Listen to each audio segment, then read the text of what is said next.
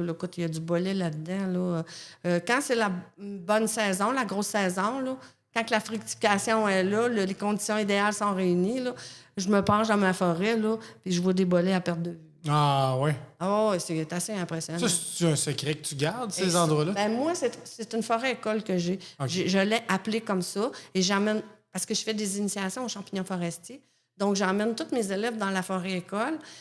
Mais par contre, un territoire de cueillette, le territoire de cueillette d'un cueilleur, là, c'est comme un territoire de chasse. Un territoire de trappe. Un territoire de trappe, et voilà.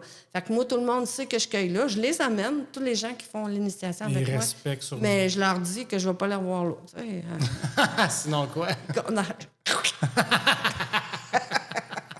C'est bon. Ah, OK. Fait, il y a des saisons pour la cueillette aussi, j'imagine, pour certains types de champignons. Et voilà. Au mois de mai, on a les morées. Moi, je parle toujours de Lac-Édouard, là, parce que moi, le Lac-Édouard, c'est la forêt boréale qui est là-bas.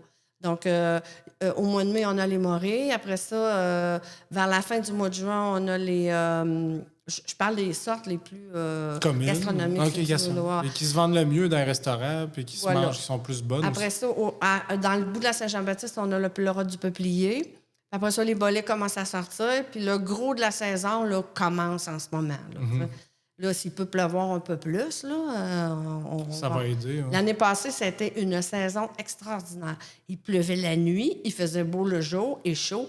Donc, ça poussait. Puis les bolets, eux autres, quand l'automne, ils poussent, l'été, quand il y a des bolets, il faut que tu sois à l'affût parce que si tu les ramasses pas rapidement, même des fois, un bolet pas plus gros que ça, là, si tu le ramasses pas rapidement, il va être plein de parasites. Un parasite, c'est un ver, là, tu sais, c'est plein de vers, là, tu sais.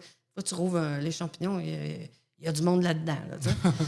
Parce que tout le monde se nourrit un peu de ça aussi, dans la nature. Ben, tout le monde prend tous les animaux. Il commence, il rentre par le pied. Fait que là, tu coupes, mettons, la racine. Pas la racine, c'est pas une racine, là, mais tu coupes le bas du pied de ton champignon.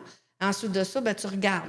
Tu regardes. Si tu vois qu'il y a des parasites, ben, tu t'en vas un peu plus haut, un peu plus haut. Des fois, il va être parasité juste au pied, puis le chapeau ne sera pas parasité du tout. Fait que on garde tout. Quand on arrive avec une cueillette, là, un bon cueilleur va garder tout ce qui est comestible, tout ce qui est bon dans son champignon, il va le garder.